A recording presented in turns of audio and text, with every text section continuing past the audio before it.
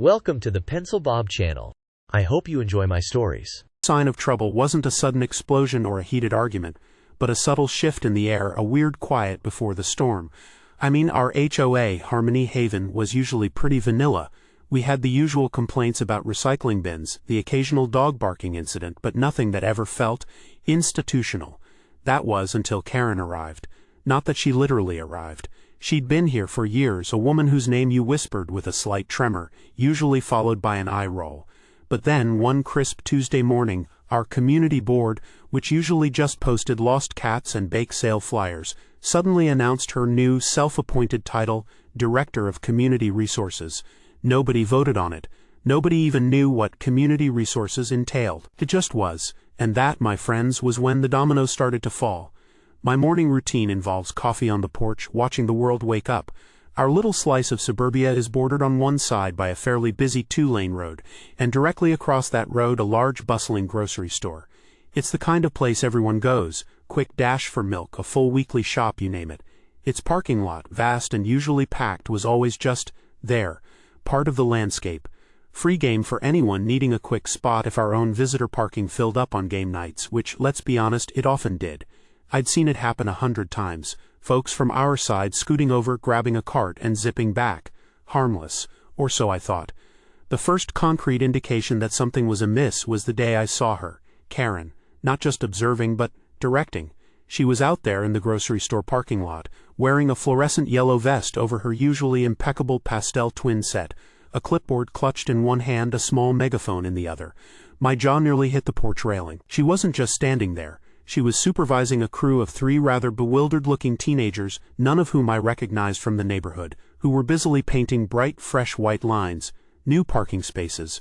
Right there, in the middle of the grocery store's property. It looked like a botched art project. I grabbed my binoculars, a habit I'd developed for birdwatching but found equally useful for neighborhood drama. The teenagers were laying down stencils, and as the paint dried I could just make out the words, HOA visitor parking only. Each stencil had a small, official-looking shield design, clearly custom-made. My coffee suddenly tasted bitter.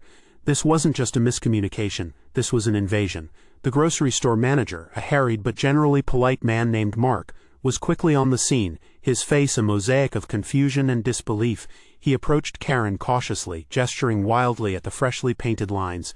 I couldn't hear their exact words, but Karen's posture, rigid and self-important, spoke volumes. She gesticulated back, pointing at the HOA boundary, then sweeping her arm across the entire newly marked section of the parking lot, as if she owned it. Mark threw his hands up in exasperation, then pulled out his phone, likely calling someone much higher up the corporate ladder. Karen, meanwhile, turned back to her painting crew, a triumphant smirk playing on her lips. That afternoon, 2 official-looking, custom-designed signs appeared, bolted to sturdy poles at the entrance of this annexed zone, HOA visitor parking only. Violators will be fined. Beneath that, in smaller but equally bold print, was a fee schedule. $10 per hour for non-HOA residents. $50 fine for unauthorized parking. The gall.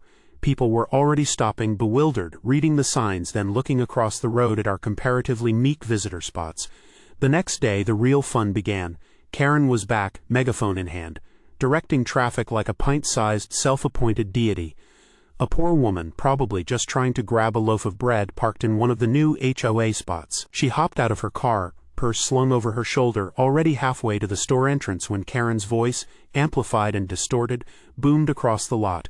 "Excuse me, ma'am, you are in an HOA-designated visitor parking space. Are you visiting Harmony Haven?" The woman froze, turning slowly, a grocery list crumpled in her hand. "What? No, I'm just going to the grocery store." "This is the grocery store parking lot." Karen marched towards her, clipboard at the ready. "As the Director of Community Resources, I must inform you that this section has been designated for Harmony Haven HOA visitors. There's a new policy in effect. Are you a visitor?" The woman stared, utterly flabbergasted. No, I'm a customer. I need to buy groceries." "Then you are illegally parked," Karen declared, scribbling furiously on her clipboard. "That will be a $50 fine, or you can pay the hourly rate. Did you see the signs?" She pointed dramatically at the freshly installed placards. The woman's face turned scarlet. "Are you serious? This is absurd. This is a public parking lot." "It is now a *community resource*, Karen corrected her, her voice dripping with self-importance. You have 5 minutes to move your vehicle or the fine will be issued and escalating charges will apply. A small crowd had started to gather, drawn by the spectacle. People coming out of the grocery store with their carts, people pulling into the lot, all just stopping and staring. Mark, the grocery store manager, emerged, clearly alerted by the commotion. He walked directly to Karen, his hands clenched. "Karen," he began, his voice strained, "we need to talk about this right now. You cannot charge people for parking on our property.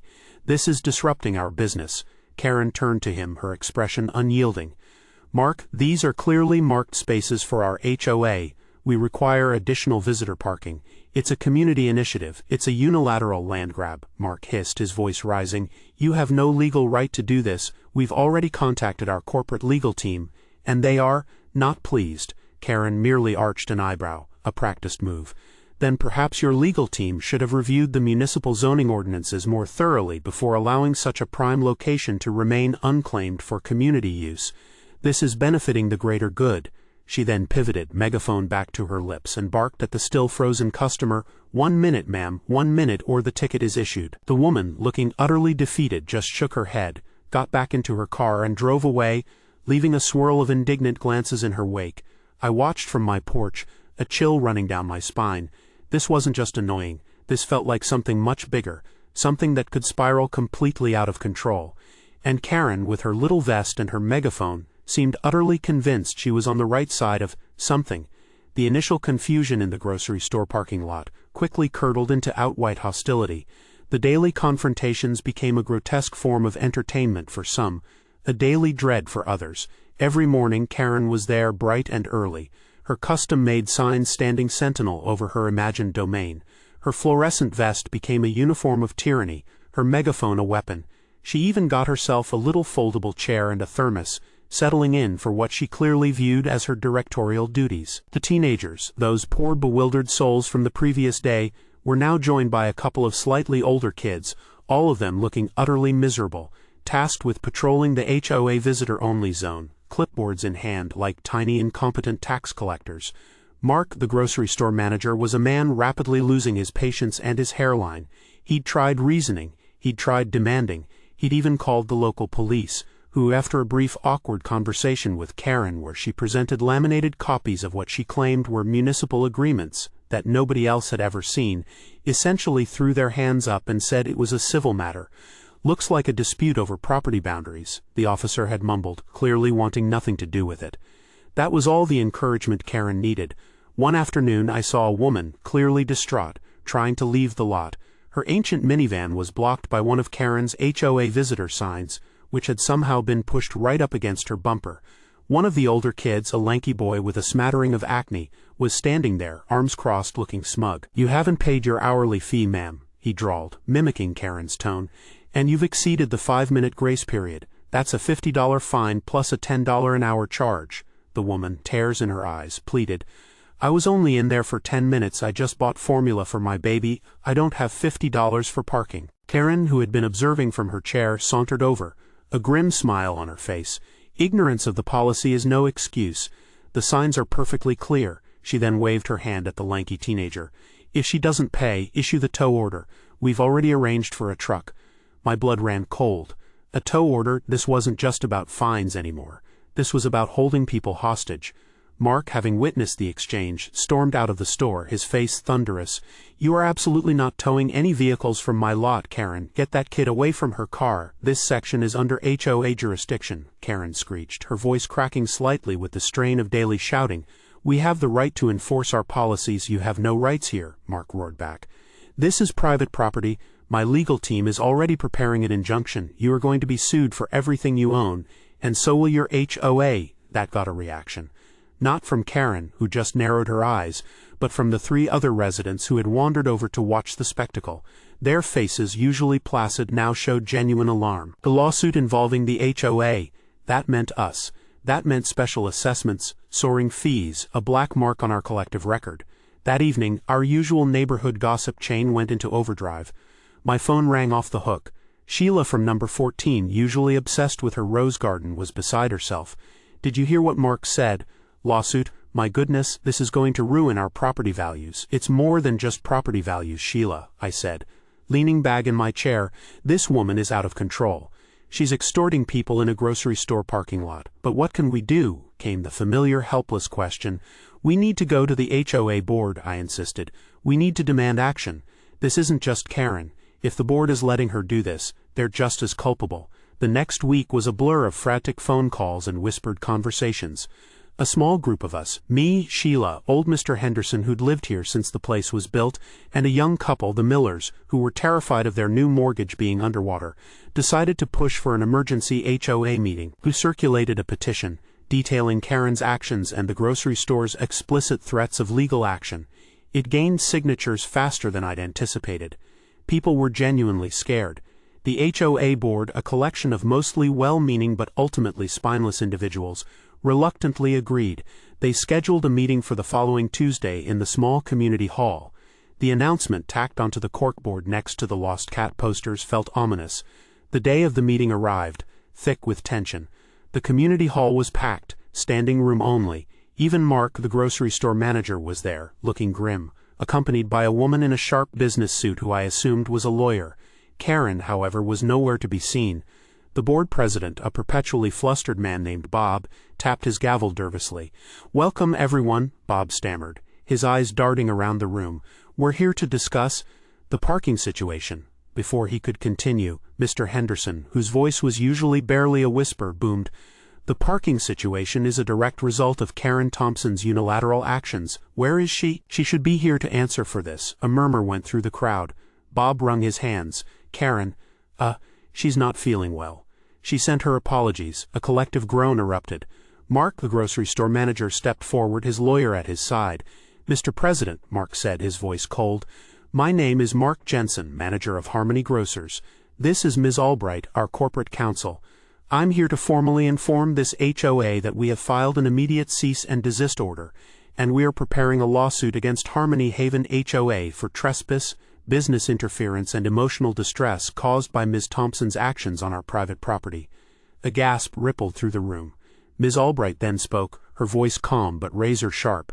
"We have extensive documentation, including security camera footage, photographs, and numerous witness statements detailing the repeated harassment of our customers and employees, the illegal painting of lines, and the unauthorized installation of signage. We also have invoices for those custom signs and paint, acquired from the vendor who confirmed they were ordered and paid for directly by Ms. Thompson, purportedly on behalf of the HOA, but without any formal authorization from the board or any record of funds being drawn from legitimate HOA accounts. This was a bombshell. No formal authorization, no legitimate funds. Bob, the board president, looked like he'd seen a ghost.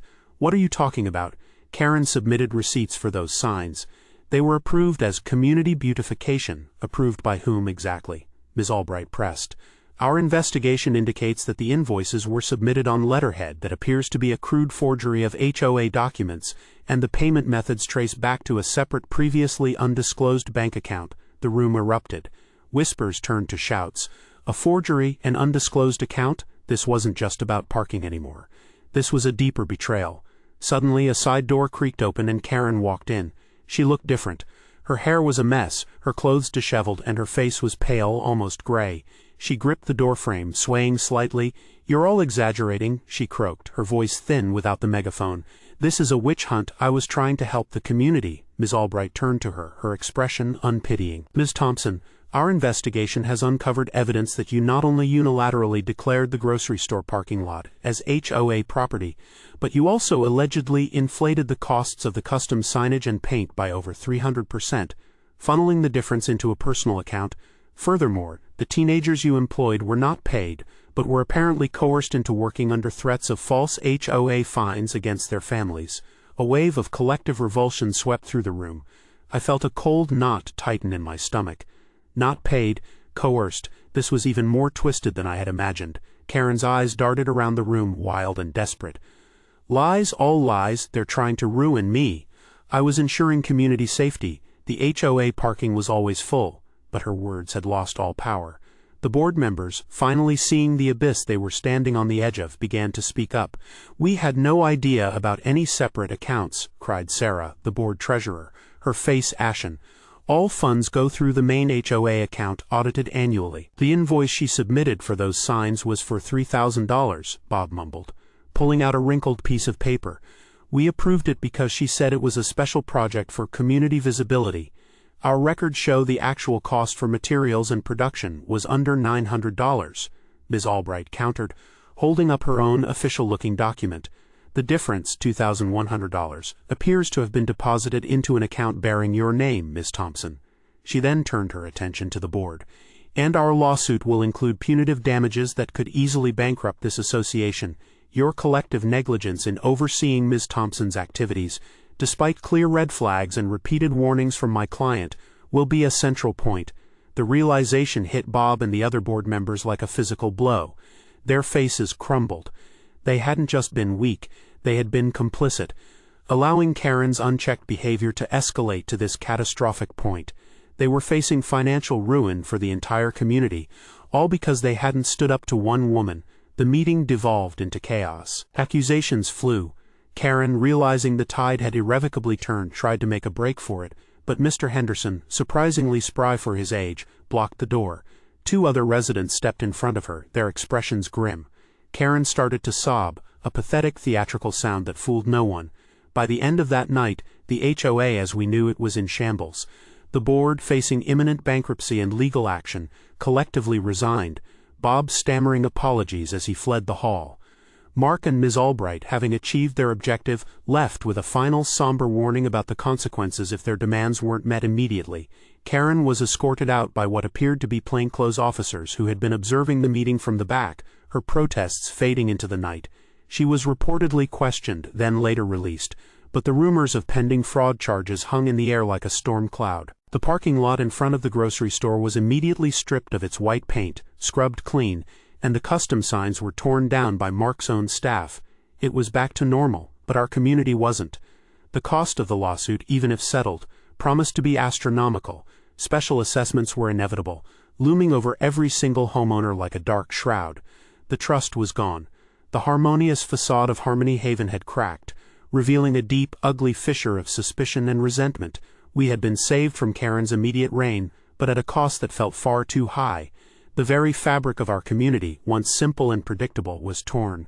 We were left with the aftermath, a bitter taste, and the knowledge that sometimes the biggest threats come from within, dressed in pastels and armed with clipboards. The battle was over, but the war, the quiet, simmering war within ourselves, had just begun. What an absolute train wreck of an HOA, honestly. The level of delusion required for Karen to just unilaterally declare a grocery store's parking lot as her personal fiefdom for community resources is mind-boggling. Did she really think no one would notice, or that the grocery store, a literal business, would just roll over and let her charge their customers? The sheer unmitigated gall of painting lines and installing custom signs. The sheer nerve to even order those signs as if she had any authority, and then to try and tow vehicles from property she didn't own. This isn't just a power trip, it's a full-blown mental break disguised as community spirit.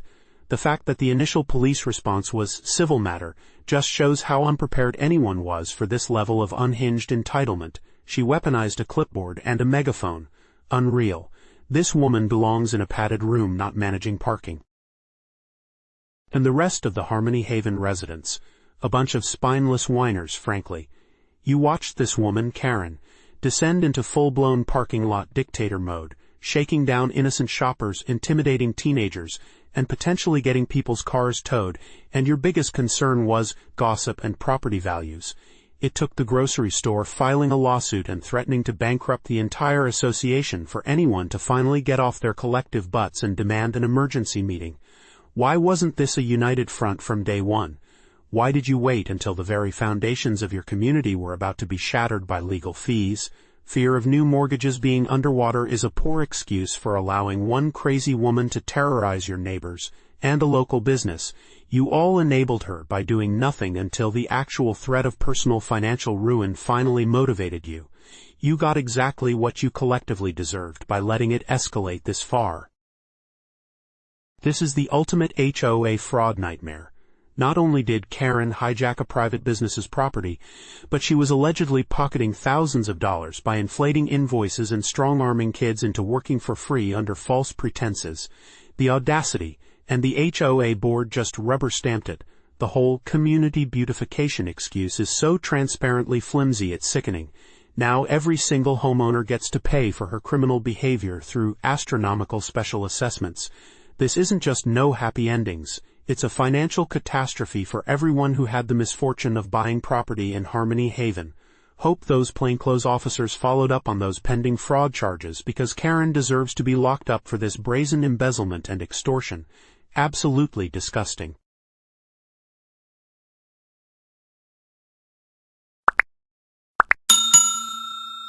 I would like to thank you for watching the video to the end. To encourage us to make more videos, please like, subscribe, comment, as well as share. Check out this other video if you haven't already.